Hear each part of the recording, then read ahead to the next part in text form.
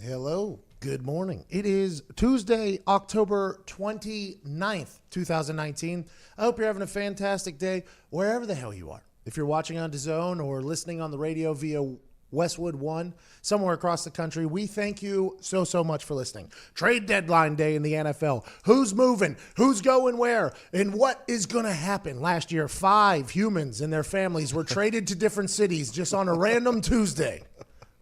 Will it happen this year? Who knows? Teddy Bridgewater, they're saying he's not moving, but there's going to be some people interested. A.J. Green, everybody's saying he's potentially traded. What about Von Miller?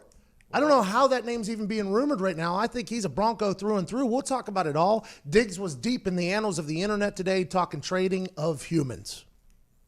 Basketball's happening. Steelers dominate is what Diggs says. Even though it looked a little rough early, Dolphins covered plus 14. Easiest bet of the NFL season. Got a little hairy there at the end. Dwight Freeney is joining us in the second hour live in studio on the couch. Kyle Van Noy joining us from the Patriots defense. Can't wait to chat about that. It's 10:02. Let's have a day. Evan Fox, play some Chase Rice. It's the perfect occasion for a little vacation from the heart of the nation. Not your medication. 2 hours of magic. Let's give it a go. Ladies and gents, it's the Pat McAfee Show. It's the Pat McAfee Show. It's the Pat McAfee Show. Yes, it is, Chase. I appreciate you. Todd McComas is in here. DJ Nick Moraldo. At Tone Diggs, congrats on the engagement, buddy. Appreciate it. At Ty Schmidt, Jason McAfee's here. Jose Perez, Foxy, and Kyle Van Noy and Dwight Freeney will be joining us. Before we get to last night's game, shout out to Mason Rudolph becoming a quarterback after the first quarter there. A lot of people are calling for the duck. I just want to let you know. Quack. I was one of them. Quack, quack, quack, quack, quack, quack. A lot of people are calling for the duck. Well, he looked like he was throwing a balloon for the first quarter. He did. It did appear as if he was at it was like going 40 yards in the air with no velocity, and then he was like, "Oh, okay." I mean, It was windy out. he was off for 22 days. Dude, he Good was defense. He was at Party City.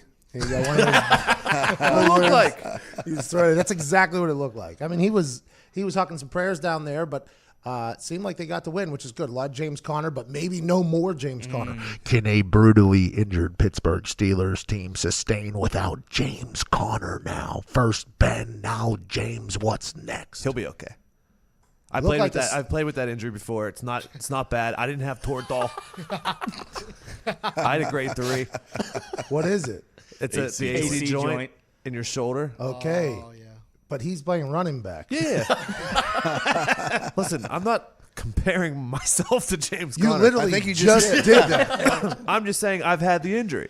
All right, I can respect it. We'll talk about Just that. like in a you and little Mahomes had the same injury. bit. Yeah, but his went back in. Mine stayed You're out. correct. So some would argue mine much worse, and I didn't miss a game. So, It's true. I mean, I don't want to talk about it. That's a great point. I only have to take 3 steps, though. That is a 3 fact. very important steps. Sports Center, ESPN just put out their NFL power rankings. Oh. I'm sick. I'm absolutely disgusted. I could barely get a Colts highlight on that Get Up show. Could barely get it in. They gave me one. Thank you so much. But let's talk about Flacco afterwards. Who cares? Who cares? Let's talk about the Colts winning the Super Bowl. I understand. You know, we're just a city here in the middle of America. Yeah, who cares, right? Our once-in-a-generation quarterback retired. But even better story, by the way. Makes it an even better story with the way they've been winning. Got a tough one this weekend. Can't crack the top 10. Number 1, New England Patriots. Makes sense. Sure. Kyle Van Noy joining us in 25 minutes. We'll ask him why that is happening. How did they get better by losing Gronkowski to television? How? Nobody knows. Bill Belichick wins 300 games. Now he's saying, you know what? Yeah, I used to say I wanted to retire at 70, but I'm 67 now. And we're just still dominating people. I thought by 70 somebody would figure us out, but that just hasn't happened. So how about 80? That's what Bill Belichick basically said. Number 2, San Francisco 49ers. I appreciate it. I respect it. Undefeated. That defense is demoralizing. Very good.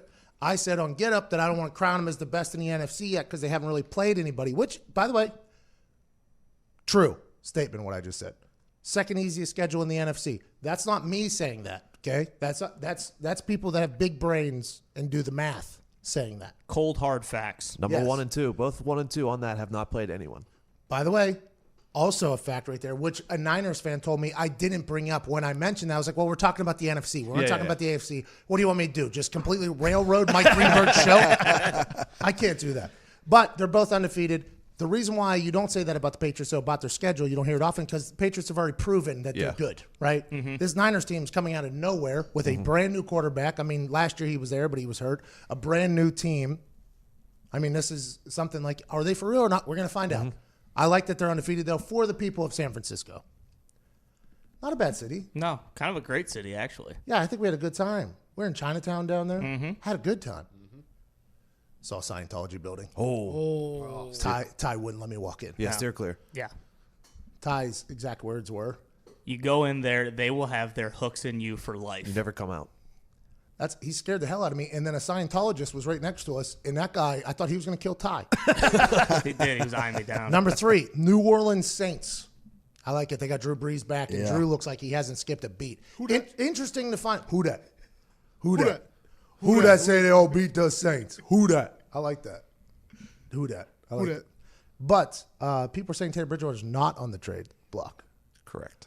Makes sense. Which, I mean, the only way he's not is if you think Drew potentially gets hurt and you think you're still a Super Bowl team with Teddy at quarterback. And I guess we got to give Drew credit. He's been pretty healthy. I mean, he's played a lot. Yeah. He has like that Brett Favre, Peyton Manning feel to him. Even though early in his career, nobody would have said that because he got ran out of town because of his shoulder in San Diego or whatever. Good for Phillip Rivers, who might be coming to an end, by the way. God rest Phillip Rivers. Good man. His career was incredible. But Drew's been very healthy. So I think just because his thumb got messed up on a helmet, it would be difficult. I don't know. It's a contract, too. He's going to be a free agent. Yeah, so they Teddy? both are. Drew. Really? They both are. What are they going to do? Oh, that's interesting. You trade him away, you don't even have to make that decision, Correct. by the way, which does happen. General managers do get rid of like decision problems. Like, I don't have to decide. Let's just get him out of here. Good for him. Good for us. But I don't know how the Saints operate. They're a great team. Green Bay Packers, number 4. I don't like this. Number 3 in the NFC, they're saying. I don't love that. I think they're going to win the Super Bowl. No, I think they're going to go to the Super Bowl. Right. Jeez. Or win. Well, Ty thinks they're going to win. He's an owner of the team. Kansas City Chiefs, number 5. I don't know how I feel about it. That's like a preseason thing. Yeah. That's like, hey, you were ranked number 1 preseason. That's like college football. This is Yeah. like a college football type thing. Like, well, yeah, they were. We thought they were going to be great, though. You know, they lost them. Yeah, but I thought they were going to be good. So we got to kind of stick with it here a little bit, or we look like a bunch of dummies from the beginning of the year. That's what that is right now. I mean, to have them above the Baltimore Ravens, number 6, that's interesting to me. Number 7, Seattle Seahawks, good for Russell Wilson. Number 8, Minnesota Vikings. None of this happens, by the way, if it's not for the kumbaya that happens after the $200,000 fine and the Adam Thielen and the Kirk Cousins show. Good for Minnesota figuring it out. Houston Texans, number 9. I mean, what are we doing here? Yeah, how's that happen? That's interesting. I mean, what are we? Well, yeah, considering they're obviously putting them in front of the Colts. Well, That's what I mean. this whole entire list is in front of the Colts, which Yeah. I don't like personally. They got to But be 10, right? 10, Los Angeles Rams. Colts can't even crack the top 10. Los Angeles Rams. on. I don't even know they're still playing football over there right now. Granted, they're probably doing well, and they're probably heating back up and playing football good again. But, I mean, what are we doing? Just the disrespect for the Indianapolis Colts is next level. I don't like it. I don't appreciate it. But the NFL right now, we're halfway through this thing. We got a good second half of football coming up. Especially if the Dolphins are going to continue to tease their fans. You know what I mean? That's what I love most about last night. Is like if you're a Dolphins fan, you're excited that they're tanking. You're excited that you're going to potentially get the first pick of the draft. You're like excited, like, hey, at least our team's being proactive, you know? Like Gumpy was sold on it. Gumpy was like, hey, pal, like, we stink anyways.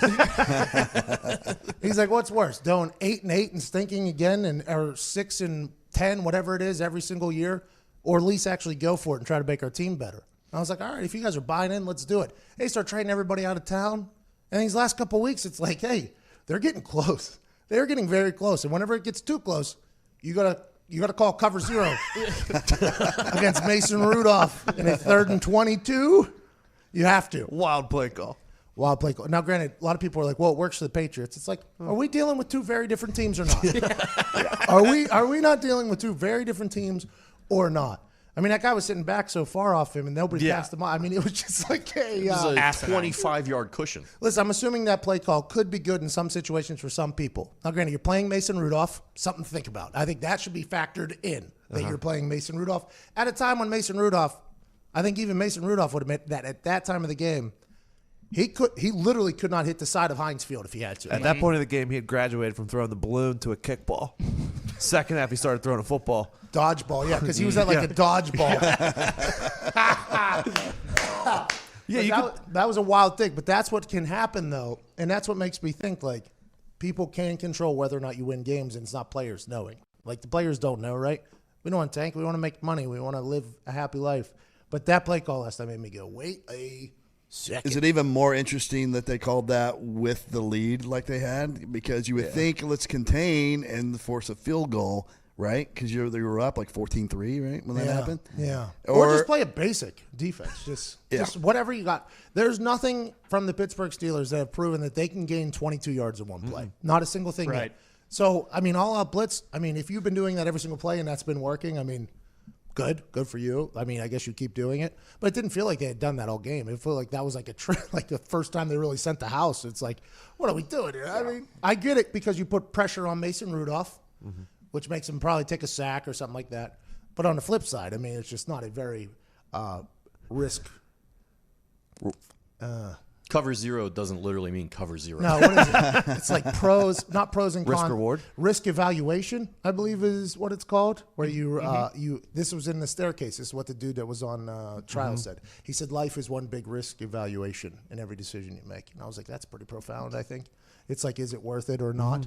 That particular play call, not worth it. Like, not worth it at all. And that's why the Dolphins are the Dolphins. But their fans had real hope. I had hope as a non-Dolphins fan, was just like, oh, this is awesome. Now the Bengals are going to get the first pick of the draft because they can't even try to do this. You know what I mean? They can't even potentially get a win. And instead, same thing happens. They start losing after that. Good for Mason Rudolph getting a W in Pittsburgh. It does feel like it's an intentional tank because almost every week when you can tell in the game when they're like, all right, this is getting out of hand. 3 weeks in a row. They just start turning the ball over, like bad interceptions, bad fumbles. It's a little wonky. How about when they had to go for 2 there for the win, and that play call was very suspect. I mean, that was a very suspect play call. That's like a 3rd and long play call. That's a very interesting thing to call in that particular situation. Like, you can't help but be like, wait a minute. Good for the people that bet with FanDuel and had to hit Miami plus 14. I mean, I've been saying for like 4 or 5 days, that seems like the biggest lock I've ever seen. Now, granted, if that line was 13, I would probably say that's about right. Everybody got paid. I think like 80% of the money was on Dolphins or something. Early in the week, yeah. What's going on in Vegas, man? I feel like a lot of my bets that I'm making, I'm winning on. Like, a lot of people are on it. I'm like, what's going on here, Vegas? Like, I don't think I'm doing anything out of the ordinary. I think I'm picking very. Yeah, I feel like it's games we talk about, but I'm sure they're winning on the other ones. Oh, it's on the degenerates that are just on the flip side. Like, yeah, I know what Division 6 hockey is. Let me go put $7,000 down. First period. I got to tell on the goalie. A recent Gallup survey shows Americans worry more about burglary than almost any other crime. 2 days in a row, we have a live read in the first 15 minutes. Okay. Hey. Congrats. Hey, big for the show.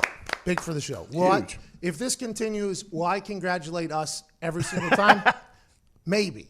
Because this is like a real show thing. This is what real shows do, by the way. Our show, if you watch via the internet, no commercials during break. Real shows have commercials. And if you listen to real radio shows, at some point, the talk show host will sit up in his chair, probably put some glasses on. They'll play a little music in the background. And did you know that the McDonald's Big Mac is, you know what I mean? Yeah. And I'm more interested in listening to it because he's reading it. And when I get listening, all I'm waiting for is like him to stumble, you know? Like, it turns into a judgment of the reading and literacy. Oh, yeah. So whenever I read these, that's all I'm thinking about is me judging me on my reading abilities. And then I'm thinking, man, Simply Safe is awesome. Americans worry more about burglary than almost any other crime. More than mugging, more than terrorism, more than theft and murder. According to studies, just over 10% of break-ins are planned beforehand. The rest are spur of the moment, crimes of opportunity. In other words, random. And what's crazy is that only 1 in 5 homes have home security. Maybe because most companies don't make it easy. It's too expensive. It's intrusive. They come into your house. They don't put the little plastic things on your shoes that they walk around the house, so they get a bunch of leaves and stains all over the place. Then they drill a bunch of holes into your wall. They have wires everywhere. Not with SimpliSafe. SimpliSafe is transforming home security by breaking down these barriers to get you the best, most reliable, and comprehensive protection available. Almost missed it there. Almost said product. The word was protection. That's tough. Didn't miss it, though. Their police dispatch is up to 3.5 times faster because they use video verification. There's no contract, hidden fees, or fine print. It's designed to blend right into your home. No wires, no drilling. It's easy to order and easy to set up, usually in under an hour. It's won a ton of awards, from CNET to the New York Times Wirecutter, and that ain't nothing to sneeze at, Ty. No, it definitely is not. Prices are always fair and honest. Around-the-clock monitoring is just $15 a month. Visit SimpliSafe.com/Pat. You'll get free shipping and a 60-day risk-free trial. You've got nothing to lose. That's SimpliSafe.com/Pat. SimpliSafe.com/Pat. SimpliSafe.com/PAT. Thank you, SimpliSafe. Pretty good ad read, if I do say so myself. It is 10:17, and we have to get to... By the way, I think we should have music behind when I read. You know what I mean? Mm-hmm. I think if we make that better, if we go back, self-evaluate like it's a bye week. Nice. It's midway through the season. I think we have music. What is this? Oh. This is a Jizzy J Mac beat. Ooh. This is Jason McAfee? Yup. Jay, independent artist. Jay's been in the lab. I went from my left ear to my... Oh. Jay!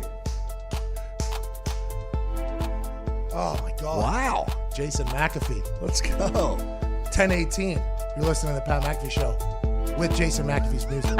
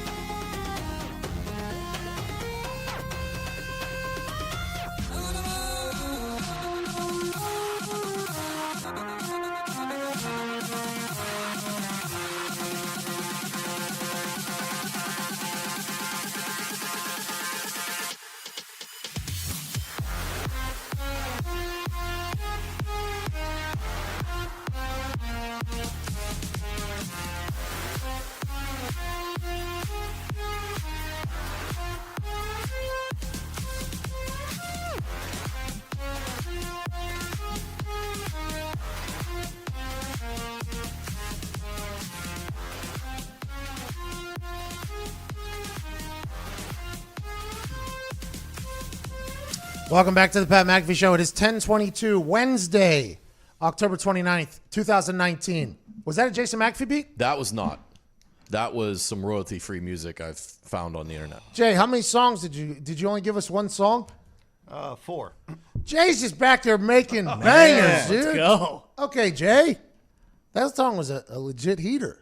Jay's been making music for a long time. Just nobody knows about it because he does it by himself. And then he'll post it on Instagram every once in a while from a weird camera angle. And I'll be like, Jay.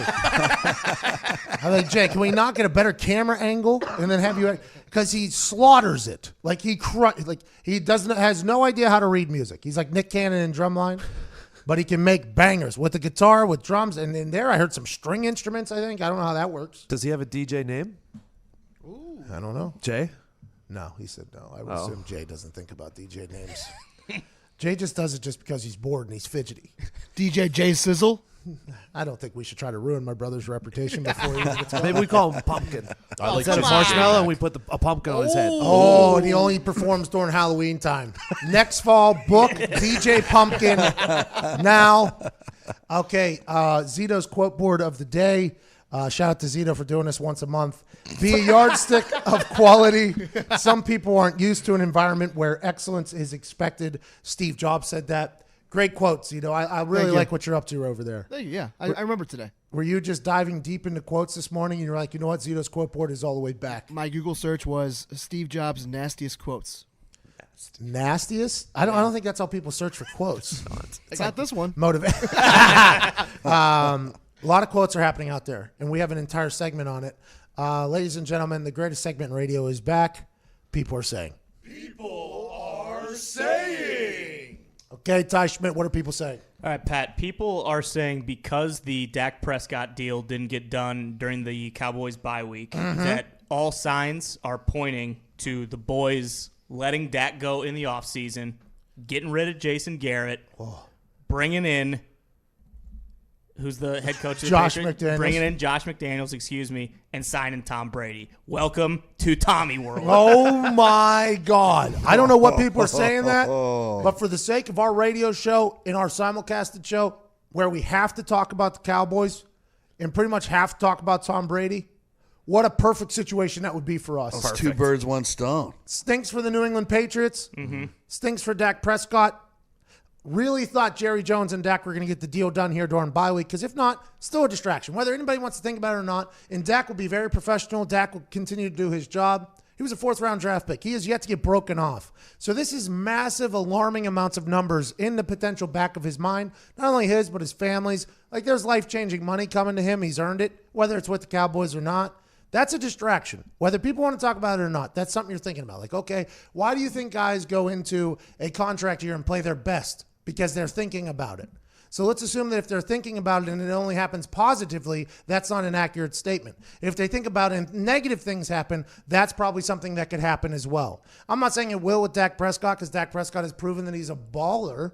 But at some point, Dak Prescott has to think like, man, when am I going to get my money here? I came in fresh off of Tony Romo. See you later, Tony Romo. Go become the broadcaster that everybody marvels over. I'm going to take this job over as a 4th-round draft pick, become the leader here, and really rebuild a franchise that was kind of becoming obsolete for a bit. I think if Dak and Jerry couldn't negotiate a deal, who says they don't make the playoffs? Who says Josh McDaniels doesn't get hired as the head coach? Who says that Tommy Boy doesn't go down to Dallas and just take over the big D on America's team? That would be quite an interesting little turn of events there. And what if he saved the Cowboys, by the way?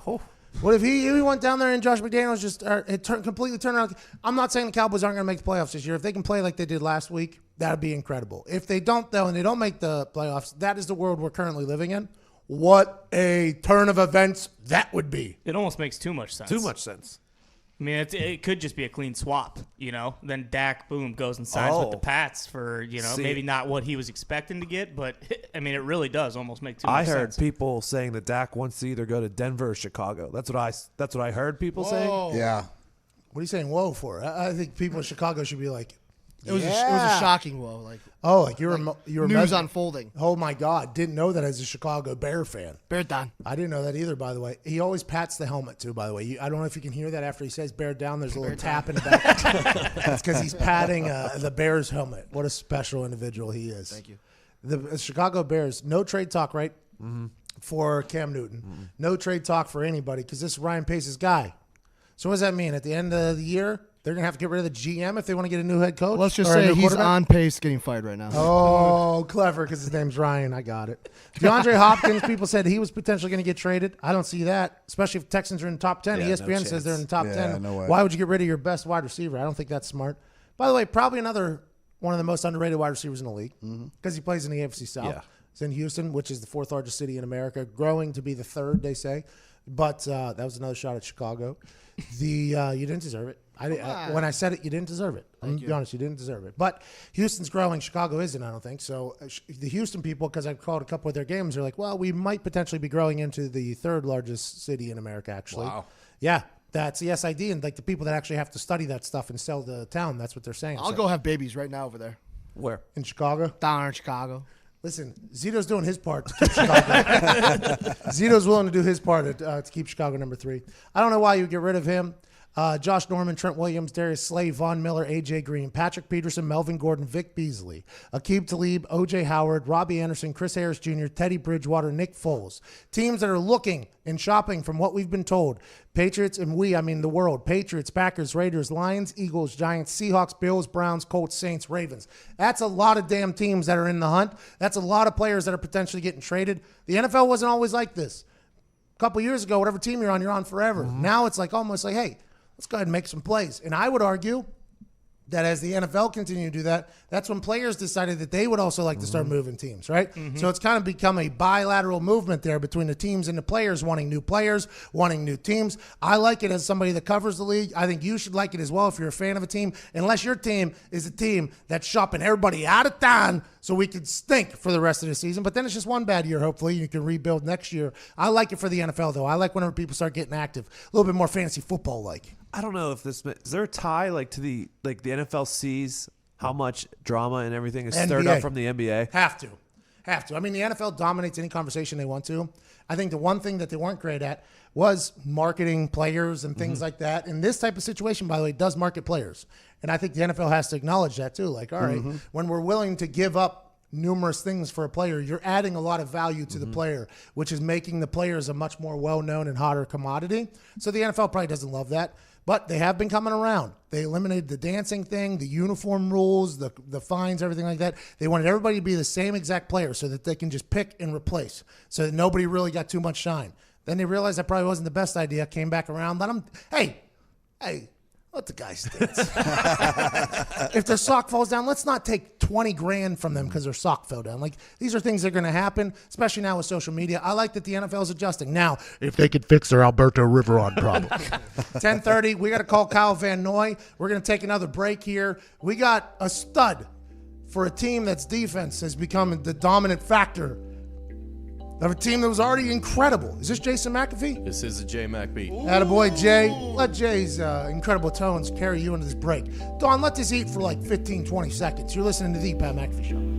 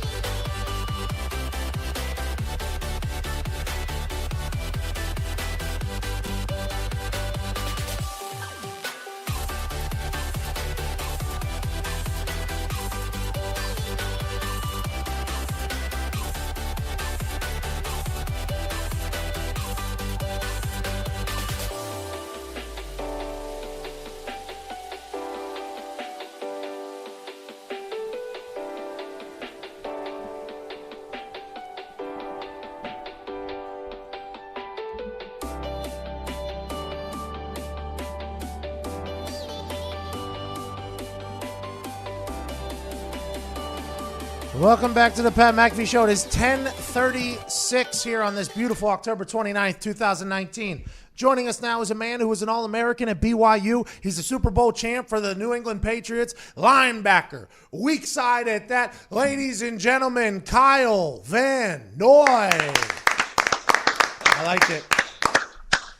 You forgot the two-time Super Bowl champ. Hey, that's on me. I should have put a little repeat on that thing. Hey, Kyle, thank you so much for joining us, man. Okay, Thanks for having me. So your team right now, everybody talked going into the year, okay, Tom Brady's back, Bill Belichick's back, the Super Bowl is on Groundhog Day. It just feels like we're signing back into this. But what has happened here the first half of the season is your defense has dominated the show. I mean, it has really stolen everything.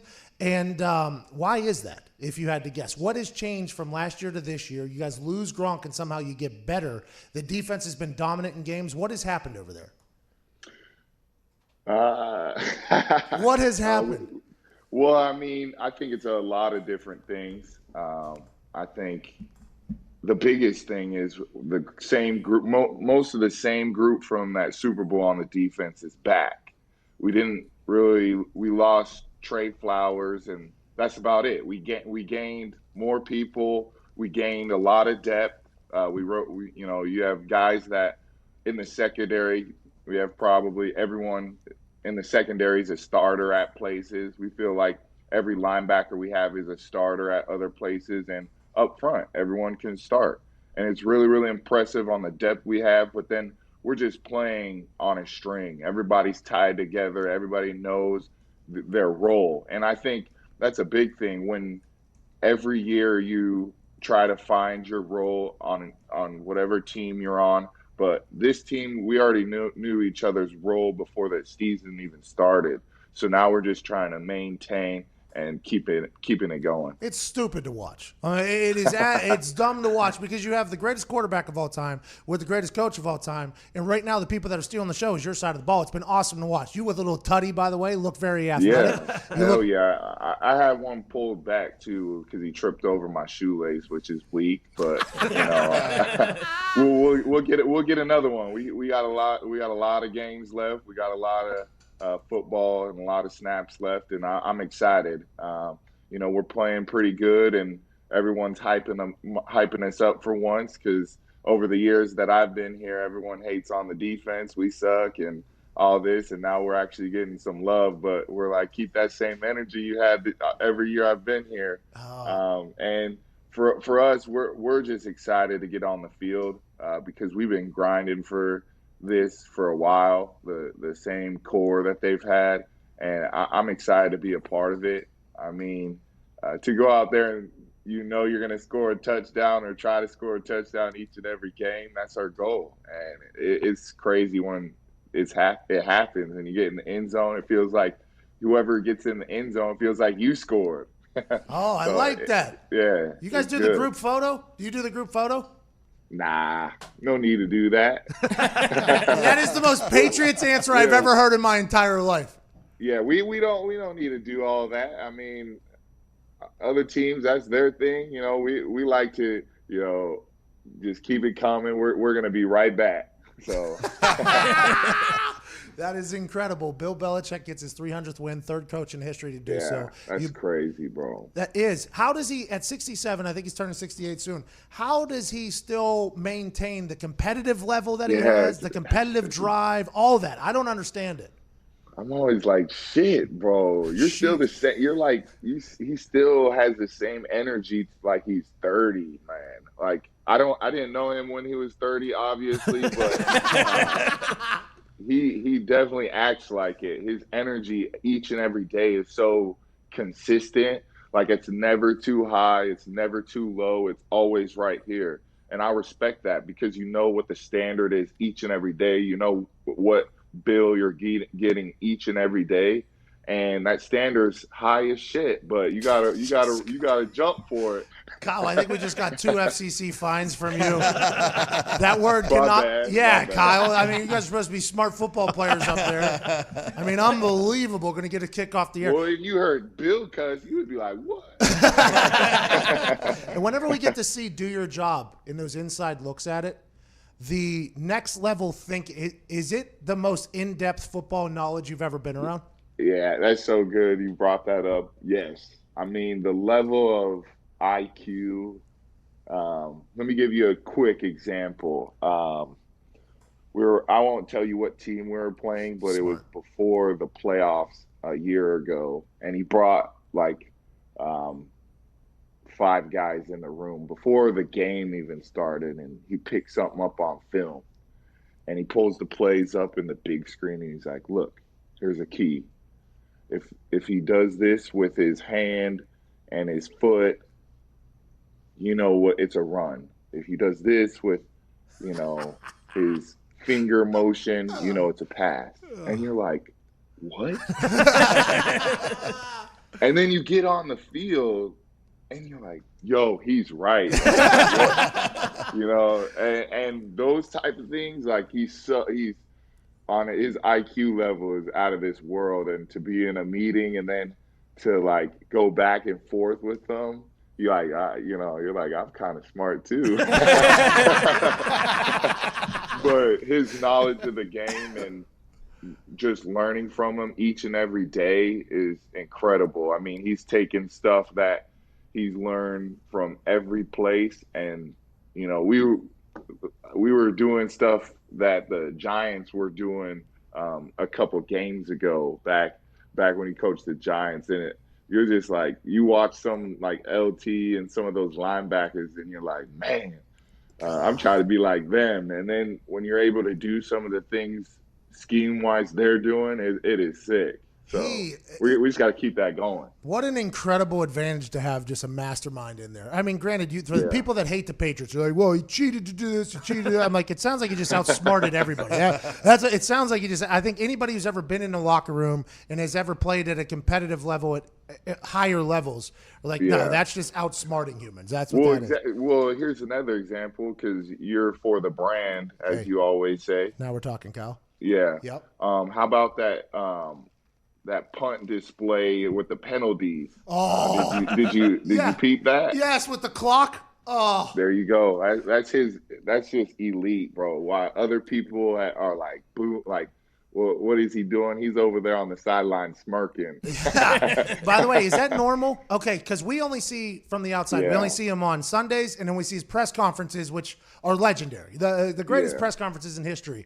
Smiling when he gave a smirk, it was breaking news. They're like, Bill Belichick is enjoying life. Yeah, is that what he's like behind closed doors? What is he like behind closed doors?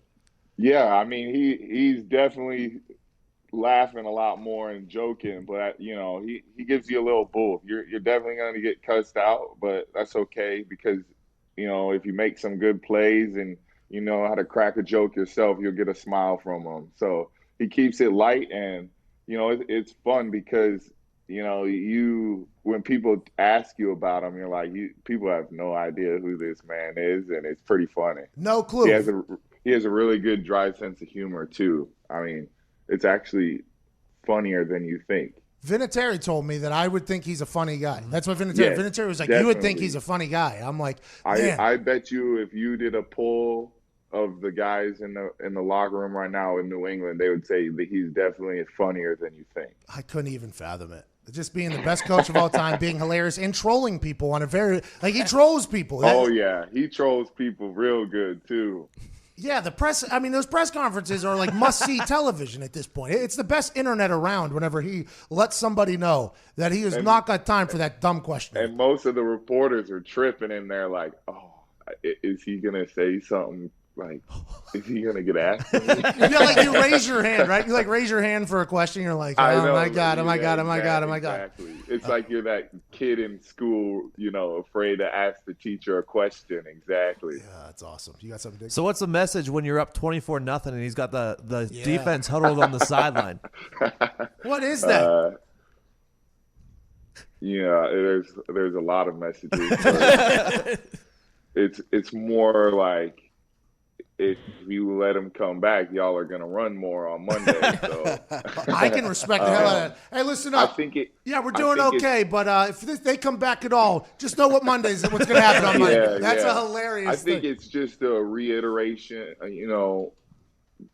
just re-talking about what the goals were before the game and to keep honing them in. Don't give them an inch because you don't want to give them life that they're still in the game.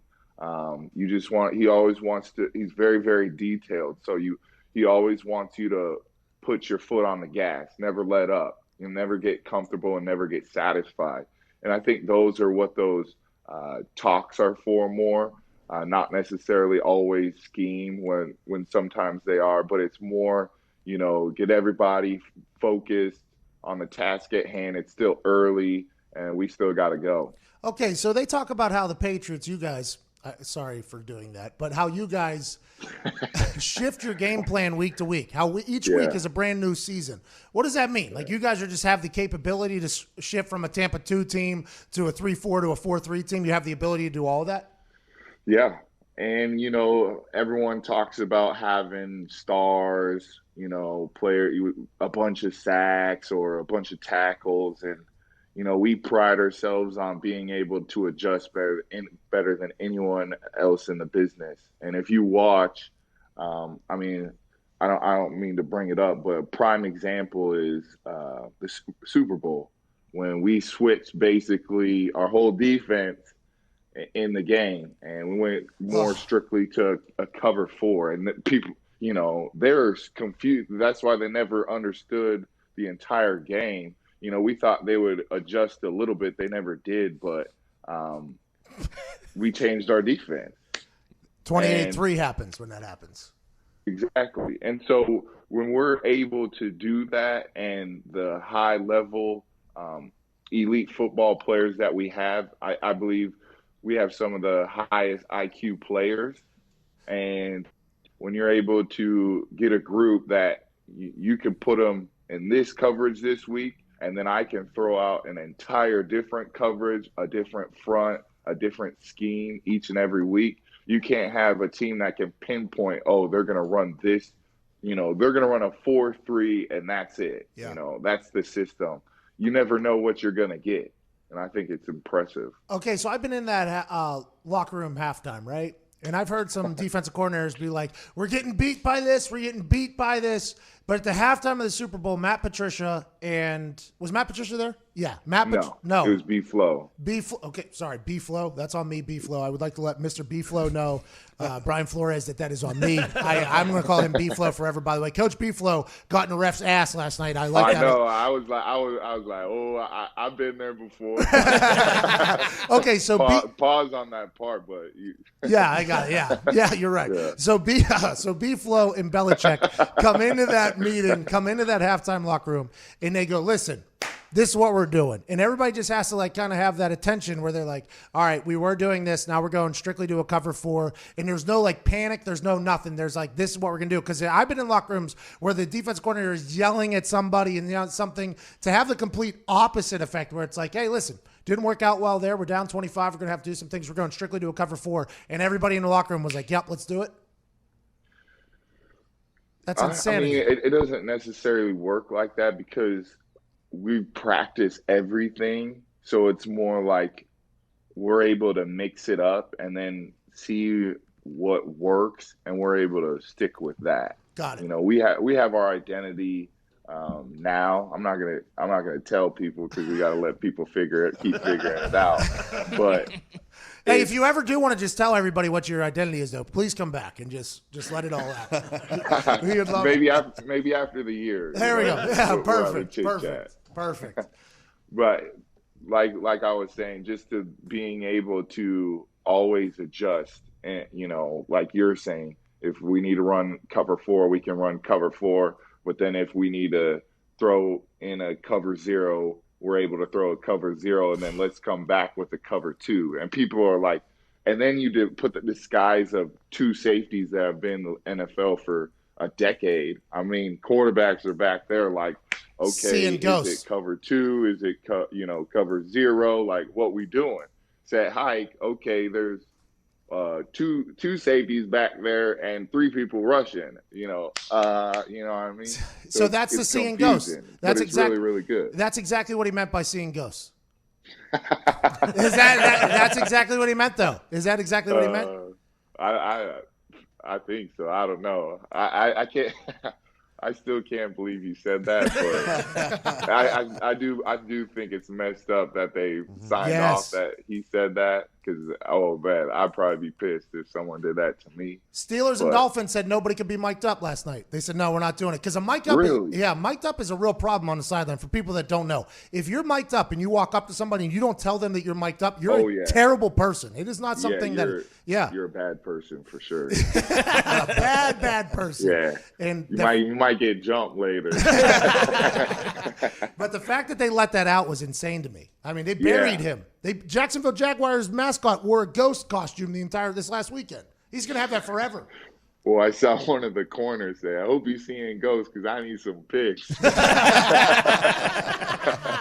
Hey, Kyle. Man, that sucks. Hey, Kyle, that's a compliment to your defense, though. I can't thank you enough for coming on here. You were so cool, man. I think you're even going to be able to make the Patriots likable to some people that are listening that hate the Patriots. I mean, that's just the way. I know, like yourself. So I appreciate it, bro.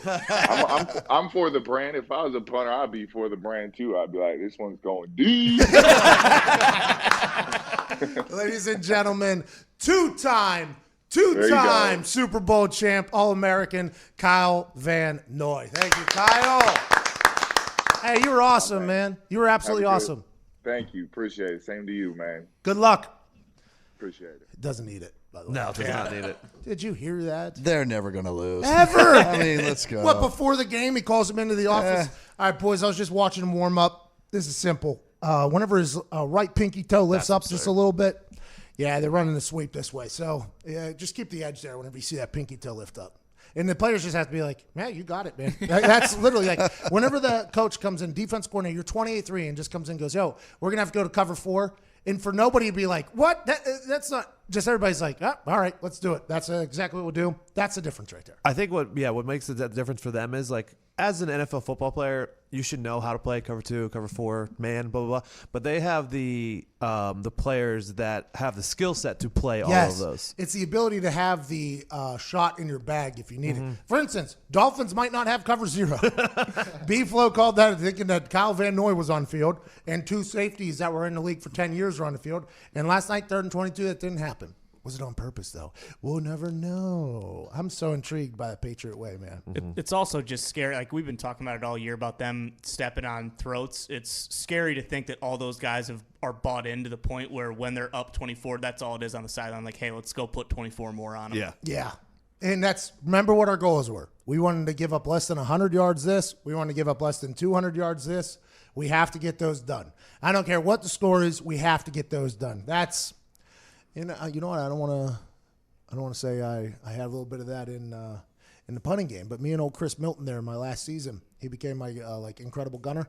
There was a game where we were getting crushed, and we were gonna have to punt a lot. And I walked up to him. I was like, "Listen, man, I don't care how bad everybody else stinks.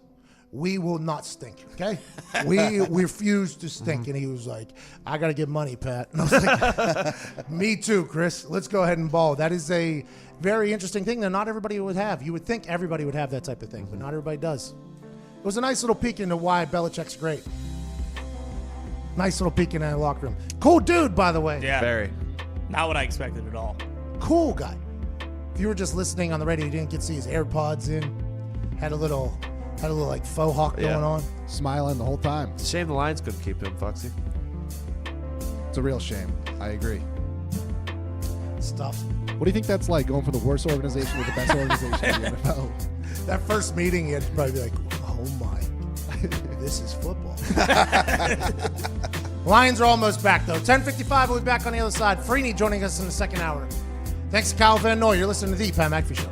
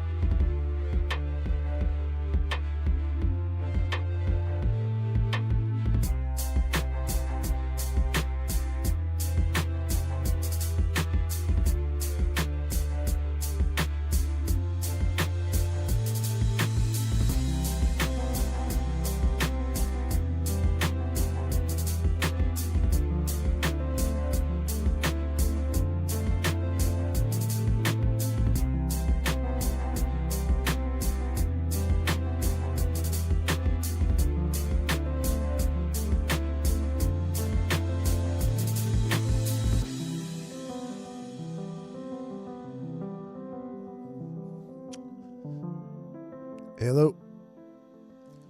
Last week was one of the most legendary weeks of our company's, small businesses' existence. From the World Series to the Houston Cougar game to college game day in beautiful Brookings, South Dakota.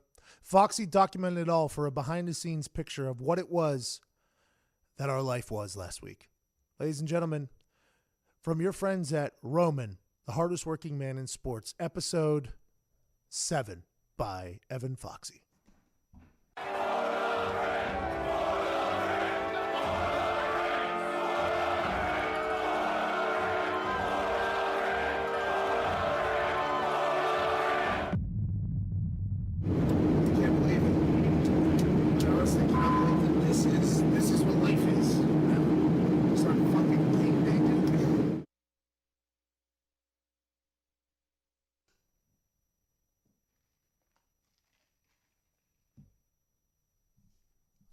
The full episode is available now. I thought we were going to have a little bit longer promo there. That's on me. And it's also, Foxy's got 700 things to do. It's worth it, though. From the original call of a potential game day all the way through the World Series debacle where we learned we should never not use SeatGeek. It's pretty good. Good work, Foxy. We're proud of you, buddy. Hey, boy, Foxy.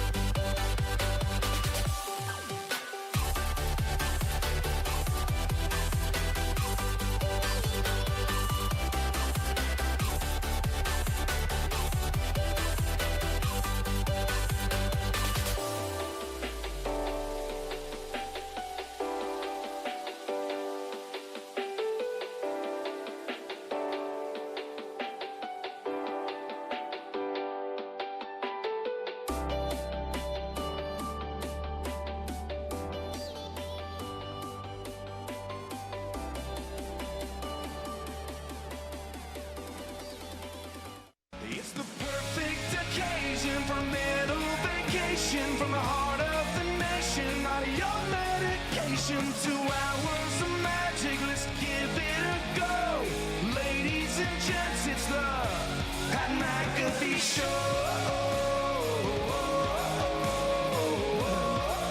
It's the Pat McAfee Show.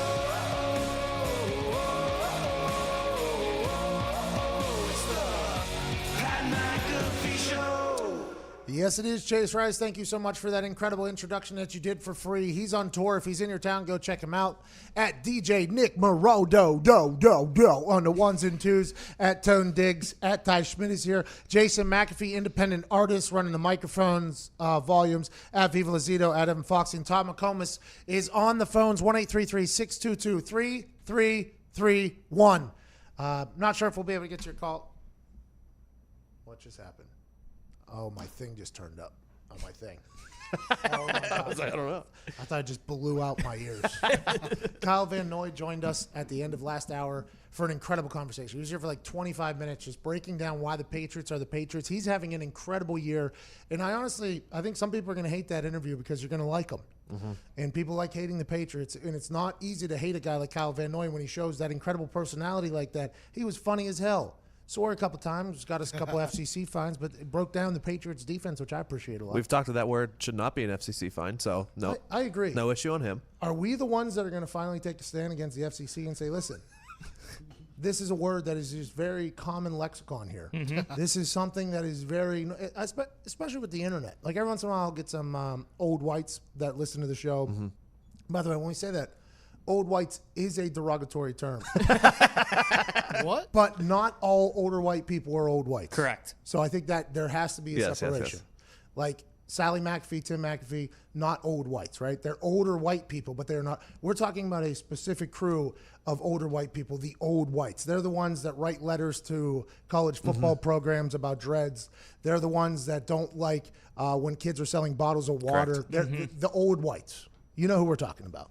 I've had a couple old whites who followed me on Twitter in my reaction video, me losing my mind, Divinitary. And they're like, your language is terrible. It's like, lady, this is the internet, okay? This is the real world out here. You can go back to the FCC regulated world that you normally live in, but on the internet where everything is much more authentic and real, there's words everywhere. And biggest stars on earth are swearing on the internet. It's only a matter of time for the FCC has to loosen the grip a little bit, I think, because everybody's on the internet. Not everybody's watching every show. It's like these words are things that are happening now. I think they're going to have to loosen the grip a little bit, especially for a word like it. You know what I mean? Like it has to. I just don't get it because those hot mics on like Monday Night Football and Sunday Night Football pick up F-bombs all the time. All the time. All the time. And by the way, if your kid doesn't know that that's a bad word they shouldn't be saying, like, hey, do better at marriage. Maybe that's just poor parenting. They got to learn someday. Eminem came on my Spotify this morning. Old Eminem. It was pretty cool. It was nice to listen to him back whenever he had like real flow, you know? Because the last couple albums I think have been duds. Then another song came on from him called Fall from the Kamikaze album. Good. Great song. Yeah, that's a good one. It is a good song. I think Eminem will be rapping until he's 70, just like Bill Belichick. I think he will. I really think he will. Bill Belichick came out and said that a couple years ago in a documentary when he said he doesn't see himself coaching into his 70s, he didn't fully understand what it felt like to be 70. Correct.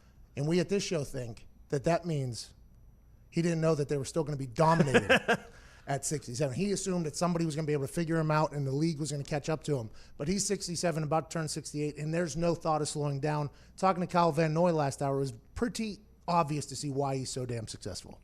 Also, he just seems like the kind of guy where he would die immediately when he doesn't have football anymore. So he might coach until he's like 90. That's an aggressive statement to say right there. Well, I mean, He loves lacrosse. He loves his boat. Oh, yeah.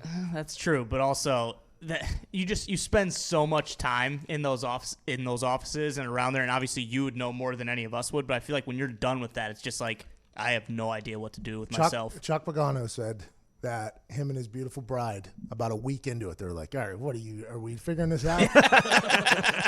He got addicted to the Peloton. He would just sit on the Peloton for hours. Chuck Pagano right now could go do the Tour de France. His Peloton score is something outrageous. Peloton's that bike. Yeah. I have one. It's the best hanger I have. I put my tank tops right on the sides. I should use it more often, to be honest. It's an incredible workout. But they keep points. You like compete against other people on there. Are they publicly? Like you can look them up? Yeah, Yeah. so like Hasselbeck Whole has nation one. scoreboard. Yeah, Hasselbeck, Really? Hasselbeck's been talking like a lot of it towards me. A lot. He's like, well, you don't do your Peloton, what's your score? And I'm like, I don't have a score.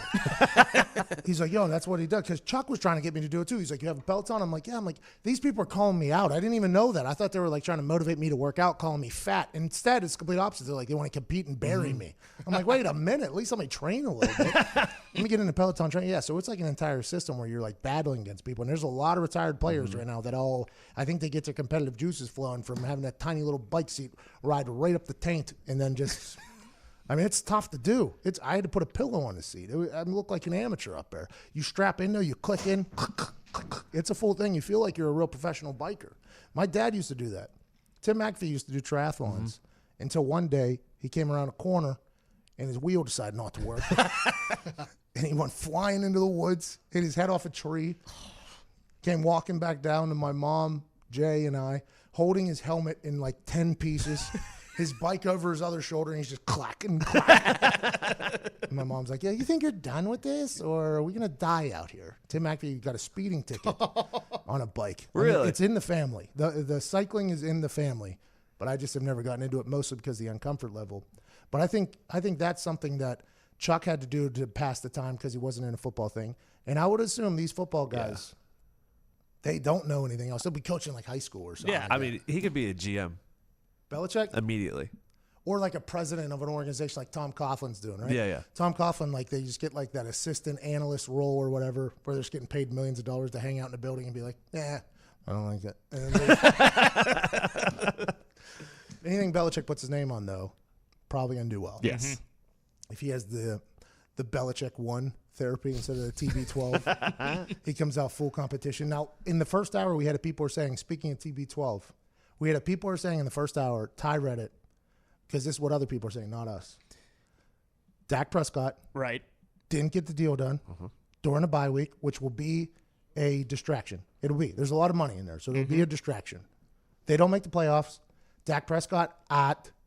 Jason Garrett, at. Josh McDaniels, in. Tom Brady, in. Welcome to Tommy World.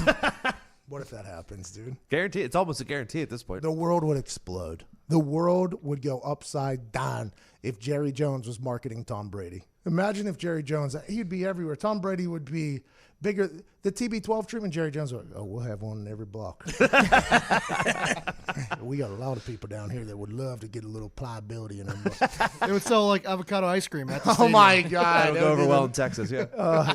Hey, Tom Brady gets him some wins. Oh, yeah. I bet you Dallas would be like, hey, I never was really down with this avocado ice cream, but I'll support them.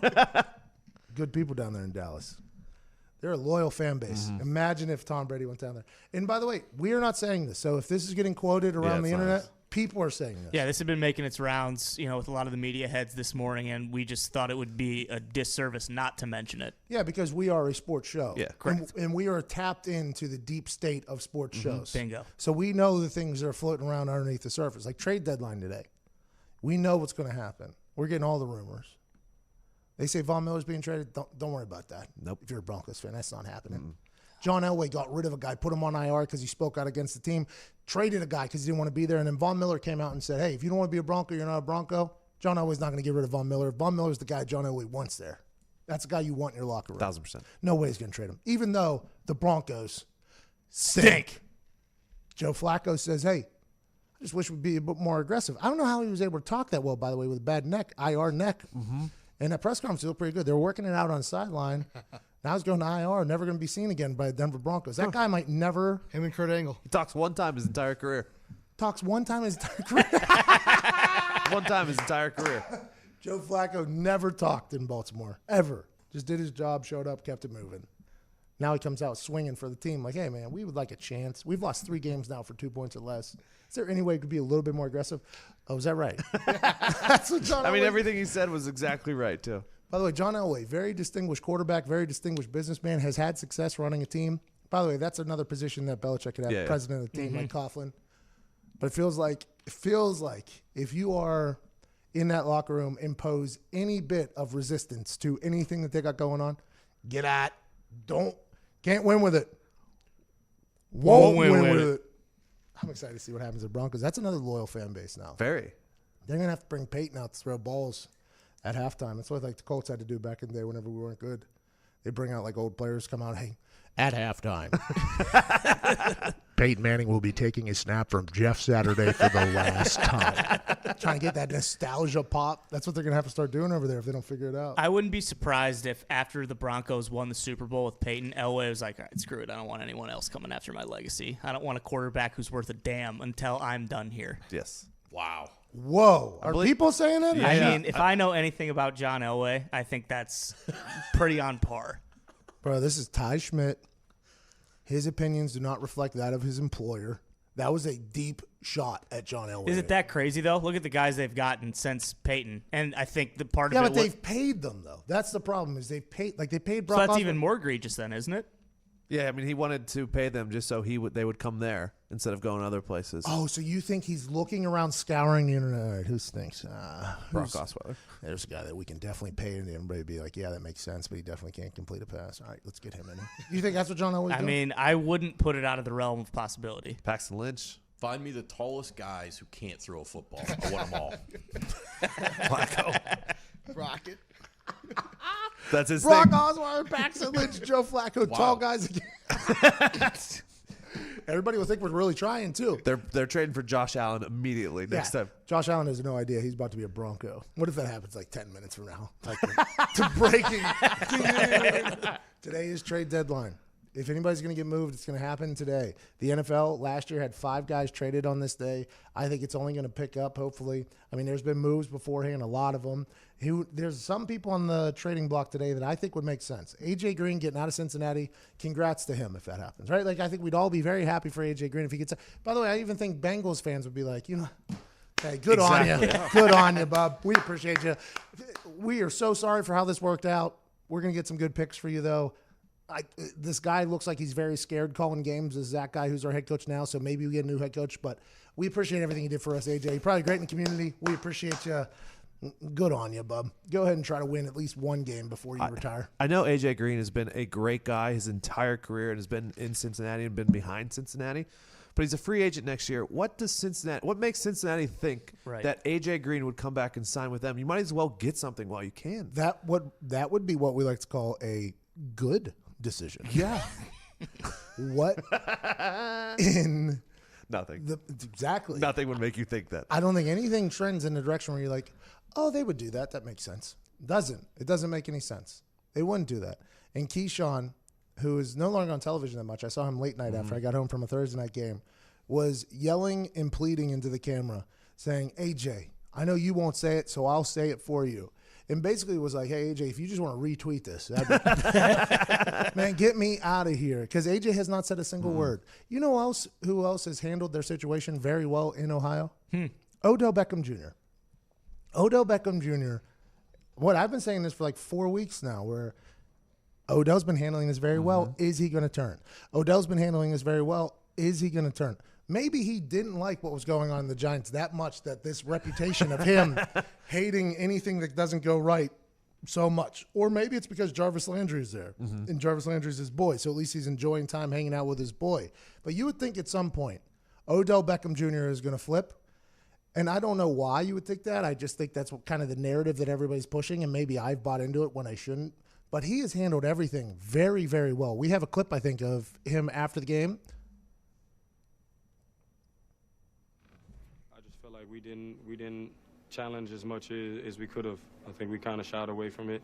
I was expecting and looking forward to it, but that wasn't the case today. We had a couple plays, but for whatever reason, we didn't do as much challenging as the matchups that we all talked about and all that. Other than that, whatever came my way, pretty much I caught. Whatever opportunities I had, I made the most of them. But you can only control what you can control. Okay. So he was obviously asked about how his day was against the New England Patriots. He wanted the ball against Stephon Gilmore, who's widely regarded as the best corner in the game. He caught 5 of 7, which he should feel good. On the highlights, they only showed his misses, though. I think because they want him to watch and get upset about it. I honestly, good for us. I think everybody wants Odell to. Brumley, the guy that works for DAZN, he used to be at Fox Sports, who is now our basically our point of contact for DAZN. He was like, everybody wants Odell Beckham to turn right now just because it's good for takes. It's good for everything. And for me, I am nothing but impressed with the way Odell Beckham Jr. has handled this. That offense stinks. Freddie Kitchens says, well, I'm not going to address that with what Odell just said. Like, I think you should address it. Like, hey, Odell has handled this very well. This is a guy who has a big personality, a lot of charisma, expects a lot of things, and is very good at football. And you have not really put him in a situation to succeed that much.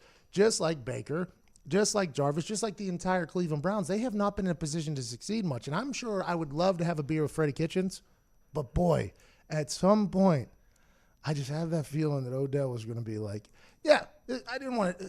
If I would have known, I wouldn't have done this, right? I mean, what if Odell just comes out and says, if I would have known this was going to happen, I wouldn't have done this? Obviously, I would like to have a little bit of success. This place stinks. We just aren't winning games. I'm just like the rest of the Cleveland Browns fans. I bought into the hype. I loved it. You think I want to come to Cleveland? No, I love Los Angeles. I love Los Angeles. I love Miami. I love all these places. I came to Cleveland because I thought we were going to be good. We're not good. It's not fun. Baker's not being used in the proper fashion to make him good. Maybe our offensive line stinks. We still couldn't trade for Trent Williams, who's on the trading block today, but everybody, Booker says last night, no, he's not trading. Bruce Allen's digging his feet in. And you think Odell comes out and says that, though?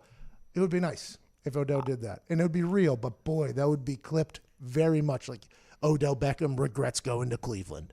Odell Beckham thinks Baker Mayfield isn't playing football well. Like, all those headlines would be insane. And Odell has not done that once yet, which is mind-boggling to me. I personally think Odell is not doing that because him and everyone else in the locker room he's not going to hurt his reputation more. He knows what reputation he has because they know eventually the writing's on the wall. They only have to deal with Freddie for a few more weeks, maybe. Maybe the rest of the season. You think they had a players-only meeting? All right. Instead of like trying to rally the troops and bring everybody back into the same focus, they had a players-only meeting. They were like, listen, this dude's gone in a couple weeks. Everybody just keep their mouths shut. Okay? We'll move on to next year. Yep. Let's just try to get better each week as a team and just know that this guy who has been described as a stone in a river. Yep, that's it. You nailed it. He's gone soon. Keep your mouth shut. Ready to break. Yep. Okay. That's like, what if that's what the players-only meeting was? That's in my head what I think. Imagine if they break it on the next show. Like, Last week, Odell and Jarvis called a players-only meeting. They think it could potentially turn things around. let's take a look inside that players-only meeting. Listen, guys, this guy stinks. That would be hilarious to think. If they build that culture, by the way, where the team is tight and they can find a coach that can bring them together, that's really good. They should be happy about that. But it feels like Odell's going to be gone after the year. I feel like something's going to happen where he's going to want his way out. His representation's going to make it happen. Something's going to happen. They're paying him a lot of money, right? Mm-hmm. I think something's going to happen. Especially if you can't use him. The guy is really good. It's just like A.J. Green. Like, let's not waste, in his mind, he's like, let's not waste my talents here, Correct. which is what's happening with A.J. Green, which is why I think the whole world, including Bengals fans, are like, let's get this guy on a team where he could potentially succeed a little bit. That'd be great. I think he's still at the point, too, where damn near any team in the NFL would give a first-round pick and like a third-round pick. Like, he still has a very high tag attached to his name. So you're definitely not like losing any suitors by him not necessarily playing well this year. Well, and also, I mean, he's giving goat shoes to Yeah. What a wild move. how much money does he make off the field? A lot, right? Yeah, I would assume so. What if he took like a team-friendly deal to go up to New England? That picture of Baker looking over at him giving that thing next year would be everywhere if he ended up in New England. I originally thought that photo was photoshopped. That was a real picture. That happened in real life. Yeah, that's tough. He had those made for himself, right? Yes. And he was like, okay, I'm going to wear these. And then afterwards, he was like, oh, I should give these to Tom. But they still have his initials on. He's more of a goat than me. That's what he said. Tom wants the shoes with Odell's initials on them, for sure. I would agree. I would agree that, I mean, it's a good gift. Nobody's ever given me that many gifts, by the way. After a game, nobody's ever walked over to me and been like, here you go. Shane Leckler gave me a case of beer every time. Not on the field. You trade jerseys? We weren't allowed. Like, we were allowed, but it was like a $2,500 fine or something. I was like, yo, man, I'll send you a jersey. You don't want this anyways, dude. I'll just buy one on the internet. Hey, did you know? Another live read. It's supposed to be read at 11:13 Eastern Standard Time. We're 7 minutes late. Ooh, late. Probably won't get paid for this. Is this a Jason McAfee beat? It is a J-Mac beat. To the sensuous sounds of Jason's fidgety fingers. Did you know that socks are the #1 most requested clothing item in homeless shelters? Oh. Well, Bombas is on a mission to change that. They created the most comfortable socks in the history of feet. Feet have been around a long, long time. For every pair of socks purchased, Bombas donates a pair to someone in need. Designed with special comfort innovations, colors, patterns, lengths, and styles, Bombas are perfect for the whole family. Get your hands on a pair of Bombas socks and your feet will say, muchas gracias. Oh, thank you. Merci beaucoup. Oh, thank you. Danke schön, whatever country you're listening in. Bombas has donated over 20 million pairs and counting. They're made from super soft natural cotton, and every pair is designed with arch support, a seamless toe, and a cushioned footbed that's supportive, but not too thick. My new favorites are their Merino wool socks, designed to be breathable, dry, and never itchy with just the right amount of thickness. With tons of different colors, patterns, lengths, and styles, Bombas are also the perfect gift for everyone on your list this year. I wear them every day, and so do all the boys in here. Our lives have become much better with these comfortable socks. So much better. Save 20% on your first purchase when you shop at bombas.com/Pat. That's BOMBAS.com/Pat to save 20%. Bombas.com/Pat. 2 live ad reads. The boys are going to get paid. You're listening to the Pat McAfee Show.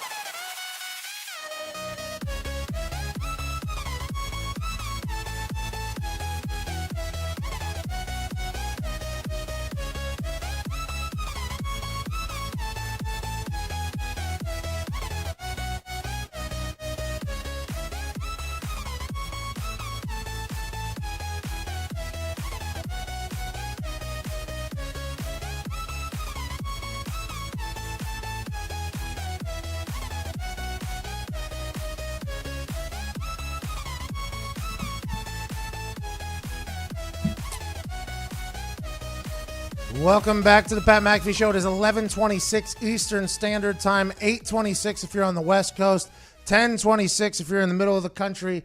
I was told to say all the time zones so nobody felt left out. I don't know what the hell time it is in Italy, Germany, and all the things like that. Look at a watch. It's a good time to be alive because we have a future Hall of Famer, first ballot Hall of Famer in the room, a guy who was a teammate of mine, incredible locker room guy, not only a four-time All-Pro and a Super Bowl champ, not only a guy that was on Team Jordan, which is incredible, by the way, a guy that was a good locker room guy, a guy that actually got me home one night when I was too drunk to get home myself. Ladies and gentlemen, superstar Dwight Freeney. Thank you, Dwight. Thank you. Dwight, how's it going, man? You're here for FanDuel. Absolutely. Which is a partner of mine as well. The best place to gamble online and at sportsbook. If it's in your state, you should do FanDuel. You've always been an incredible gambler, though. You know what? I find my moments. I find my little pockets to go ahead and throw a little wager on stuff. I think we definitely have stories. Yes. I think my favorite time ever is a Gatorade bottle shot into a trash can with Austin Collie. It was a double or nothing situation. You were ice cold. And at one moment, Austin Collie knew that the number was too big and he was scared to say no more double down.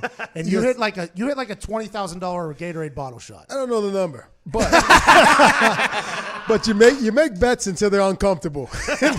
And when they're uncomfortable, all of a sudden the form just goes away. Okay, so everybody knows Dwight Freeney, right? Yes, sir. You're a man who completely revolutionized the game out of Syracuse. Whenever you were on a field, the other quarterback had nightmares. We were told that by numerous coaches that came into our facility.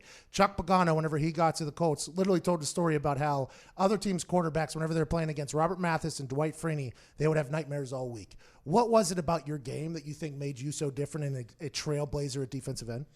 Well, the thing is, Pat, it's, before me, okay, there weren't a lot of guys drafted at my size, undersized, I guess, for me. Now they'll be drafted, but it'll be more situational, okay? There'll be third down, throw them in third down, maybe take a linebacker who's an outside linebacker in a 4-3 scheme who doesn't really rush. All right, let's put him at defensive end. He seems like he's a quick, fast guy.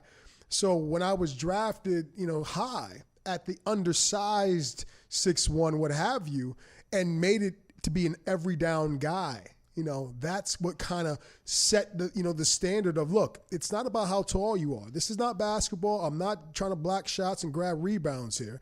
I have natural low leverage. I'm underneath guys. This is something that someone hadn't seen before, and now I can take advantage of that. Yeah, Zito looked up a stat because that's what Zito is, our stats guy. Oh, yeah. He can barely read, but he's a good stat guy. College Good with numbers. Good with numbers. Yes. Actually, no, but yeah. He said you squatted like 700 and some pounds in college. Is that accurate? Yes. So to say somebody's undersized when they have a 700-pound squat is a very interesting situation. But I guess that's now after getting to watch you. I don't think I was young enough to see the guys beforehand that had to be big because they assumed you couldn't stop the run. I assume that's so what it was is they had this prototype of 6'5", 280 pounds. Okay, that's basically, as a defensive end, that's what you had to be drafted. So basically you had to be Michael Strahan, okay?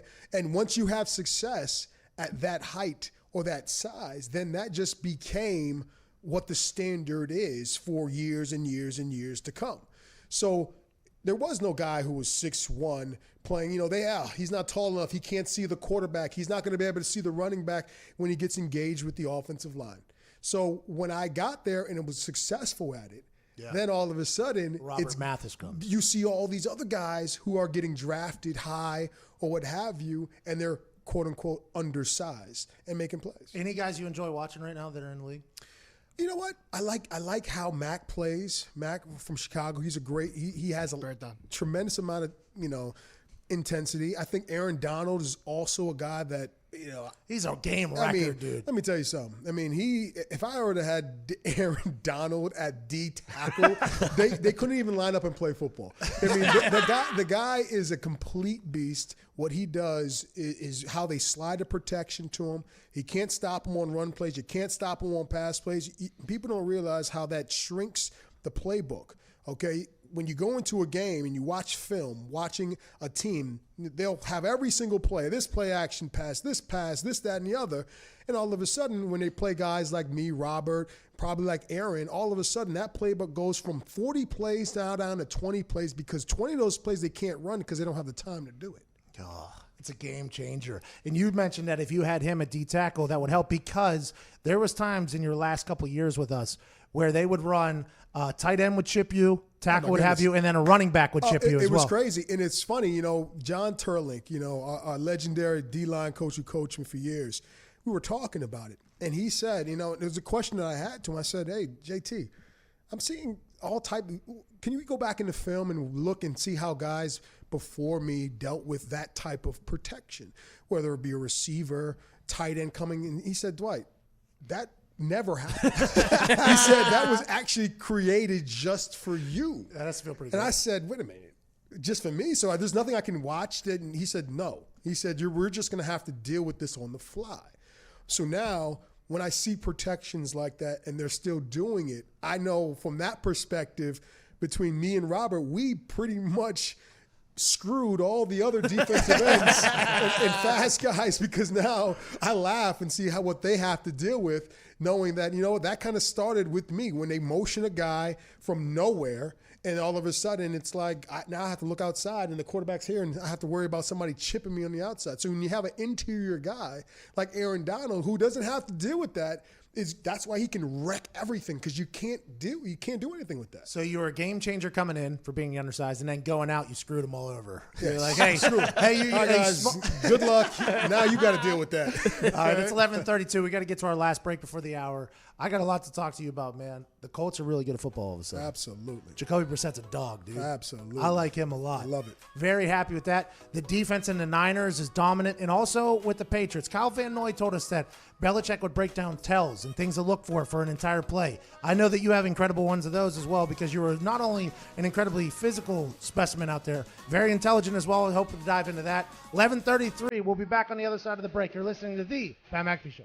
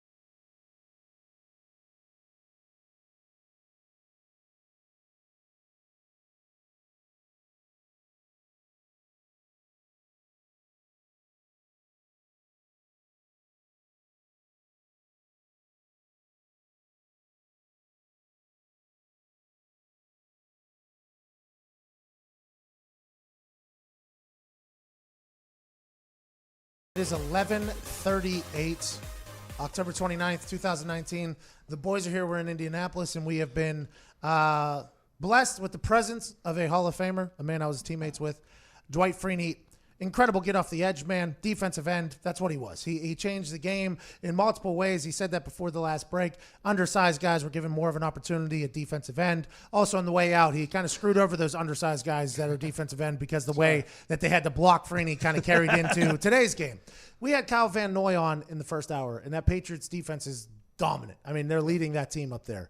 And he talked about how before the game, Belichick would call like 5 players in, and he would show up on on like a telestra or teleprompter, whatever it is, television, you get it.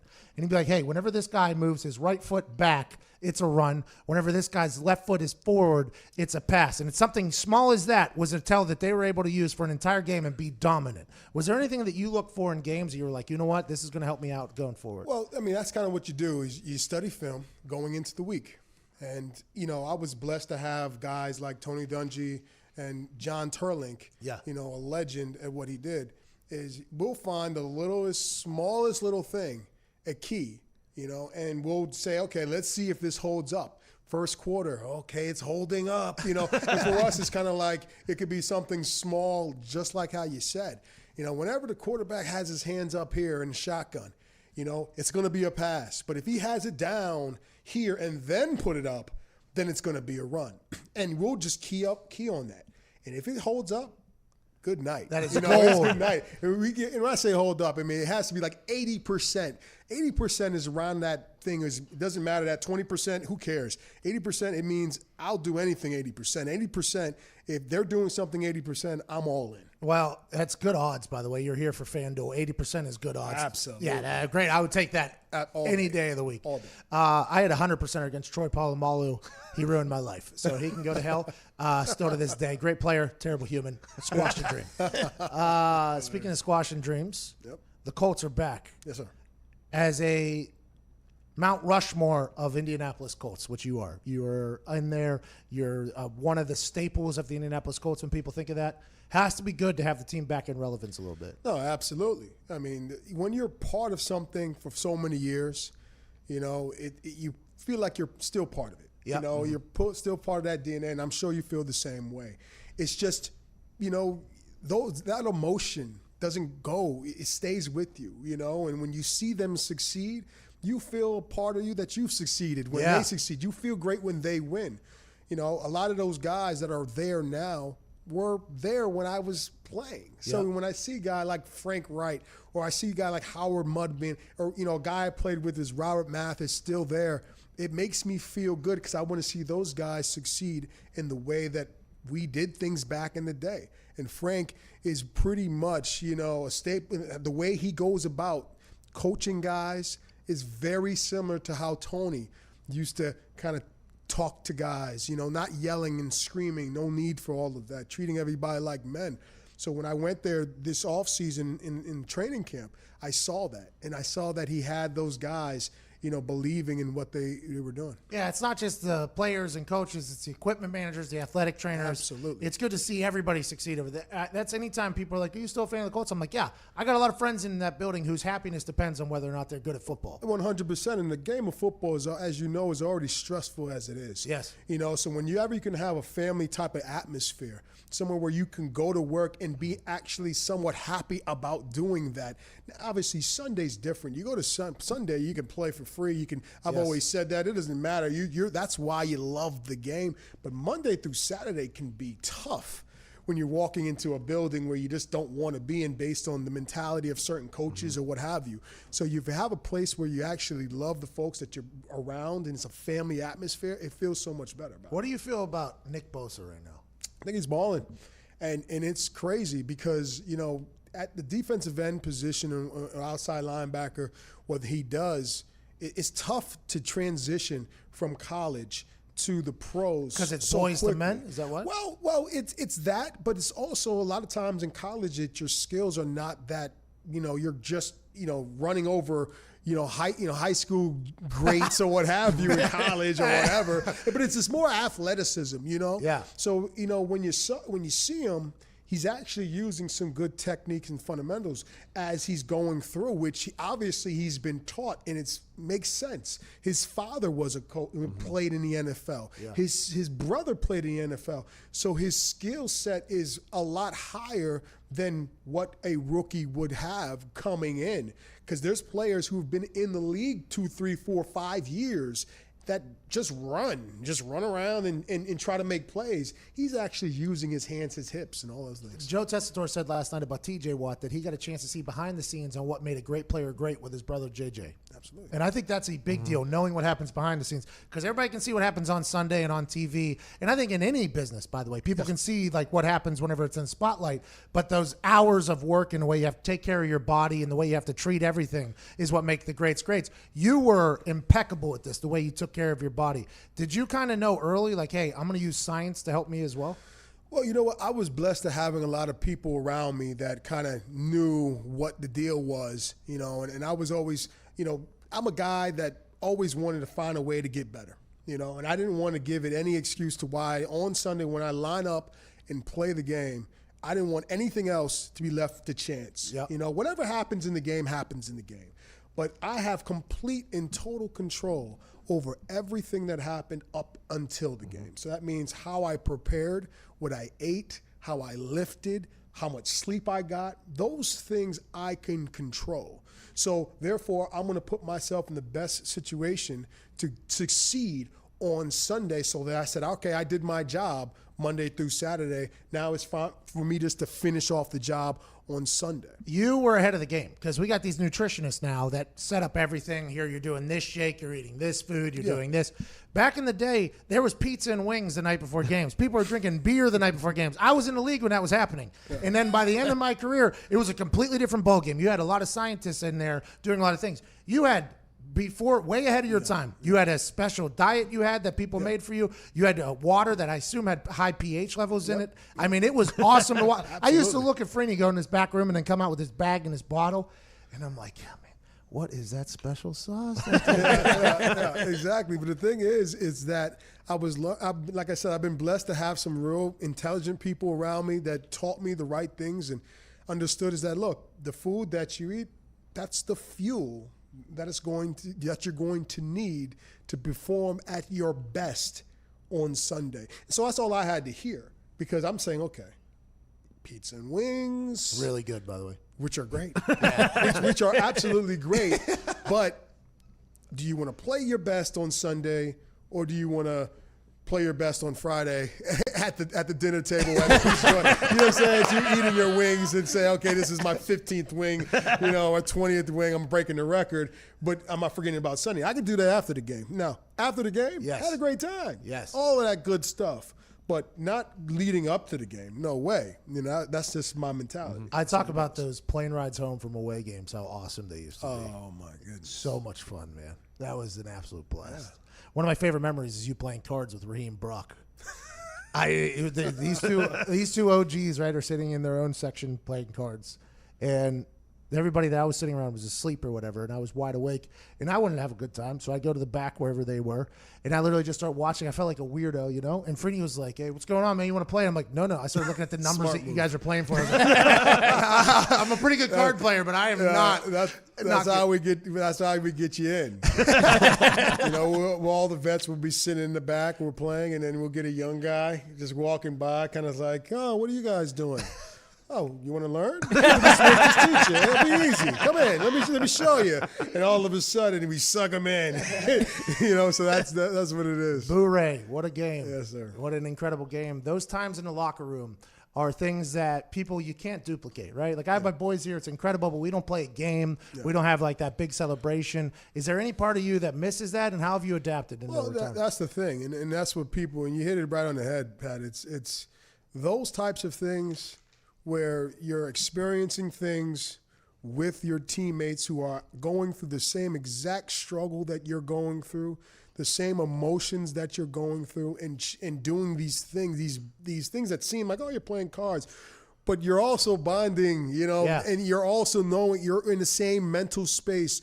These are things that you do together and that you will remember forever, because it's like those plane rides, and it was just something that was epic. Epic plane rides where you're in your feelings because you lost, or you're in your feelings because you won.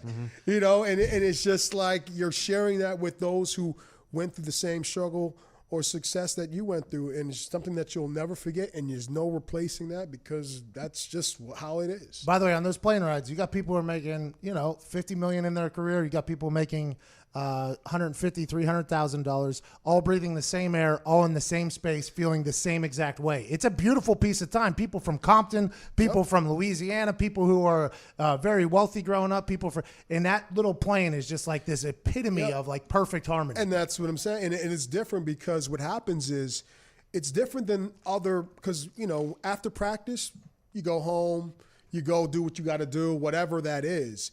But in this plane ride, there's no going anywhere. We're all together for stuck in one plane. And it's kind of like, you know what? Let's have fun and enjoy this moment.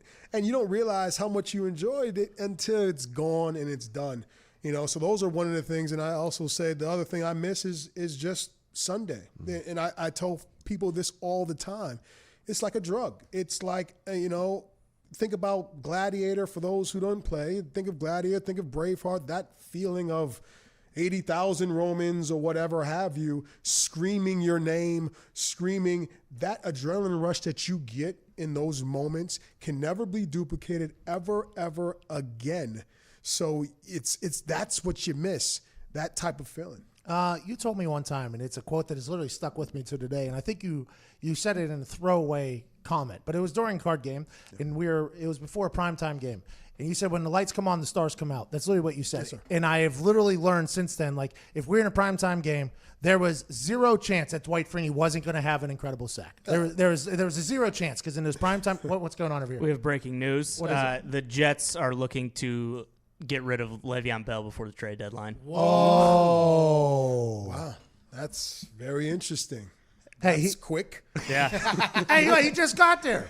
Yeah. Bring him back. James Conner just got hurt last night. Who knows how healthy he is? Is Lev going to go back to the Pittsburgh Steelers, or is he going to go to a contender? Whoa. Diehard Steelers fans. Oh, really? Yeah. Nice. That's was there ever talk of you being traded at any point? Because today is trade deadline. Not that back when we played, we were down. So there wasn't trades like that, especially in our organization. Bill Polian wasn't trading anybody. How do you think that would feel, by the way, just to be told your family has to move to another city because we decided to get rid of you? Well, depends on how good the team was. Either I'm celebrating, or I'm not. In the end, we understand the business, but it's not like basketball or baseball where it's actually real part of it.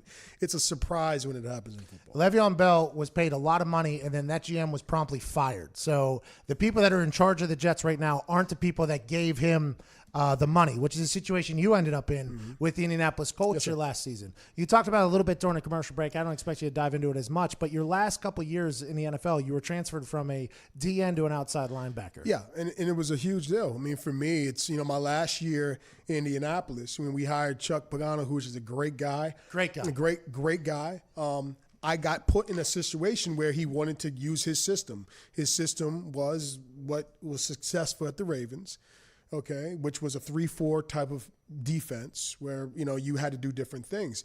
So for me, being a defensive end for all those years, now asked to stand up and be an outside linebacker was a big deal. Yeah. Okay, so now all of a sudden you're trying to teach an old dog, which I was already old, okay, at that point, 11 years in or whatever it was, new tricks. And now all of a sudden I got branded somehow as an outside linebacker. So for the next 3 years, it was San Diego. Hey, we need an outside linebacker. Let's look at the names of the outside linebacker. Oh, Dwight Freeney, outside linebacker. I'm like, okay, you guys want me to be an outside? Next thing you know, fast forward, I'm running down the field covering Gronkowski on 40-yard, post routes, chasing him down. Like, what am I doing? It's hilarious, but it is what it is. Unfortunately, for me. But, fortunately, I got to meet new people, new experiences, new things. So, I don't think anything happens for no reason. And, what it is. But would I love to stay a defensive end? Absolutely. You're one of those humans that breathe that elite air that not a lot of humans do. Tom Brady, there's a lot of chatter about him leaving the Patriots after this year. Still playing incredibly well, by the way, although that defense is dominant. What do you think about the thought of a premier? We got like a minute and a half left, so I left you a lot of time to answer this. Good talk show host. What do you think about the thought of Tom Brady potentially leaving the Patriots and what he's been able to do for this long with the TB12 and everything like that? Well, I don't see it happening. Leaving? I don't see it happening. I to be honest with you. Why is that? Well, you know what? He's been there for a long time, okay? And, you hear chatter all the time from the Patriots year in and year out about this guy, that guy, this person's unhappy, will Belichick return? And every year they return, he can't come, they continue doing their thing. It'll be hard for me to see Tom pick up and move to a different organization. Like I said, old dog, new tricks. You don't know what he's going into. That could potentially tarnish, if you can tarnish that type of career. All of a sudden he goes into a different system and he has issues with the offense coordinator, throwing all types of interceptions and picks, then it questions different things. I don't see it happening. I think he's at a good place in a good space at the Patriots. People are saying he could potentially end up with the Cowboys. That's obligatory Cowboy talk for the last hour here. We just snuck that in. Didn't get Dak's deal done during the bye week. Nope. Is that a distraction? I don't know. I mean, it can be. I mean, it's a lot of money. I think anything that's not related to the actual game in the moment can be a distraction. But the Cowboys are used to that. They're used to distractions. I was born into distractions. All right, we're going to wrap this up. Kyle Van Noy in the first hour, Dwight Freeney in the second hour. What an incredible Tuesday this has been. Freeney, you were great, dude. Oh, man, appreciate you having me. If you're going to gamble with FanDuel because they're regulated. They got the best odds. Absolutely. And Freeney's about to drain a putt to boost some odds on the FanDuel mobile app here shortly whenever we get off the air. We're heading to Waco, Texas tomorrow to call the Baylor, West Virginia game on Halloween night. Should be a lot of fun. And I believe there's some big news coming this weekend, too. What? Thanks to Dwight Freeney, ladies and gentlemen, first ballot Hall of Famer. Thank you. Live from Indianapolis, Indiana! This has been the Pat McAfee Show with Nick, Diggs, Ty, Jason, Zito, Foxy, Todd, and myself. You're the best. We'll see you tomorrow. Cheers.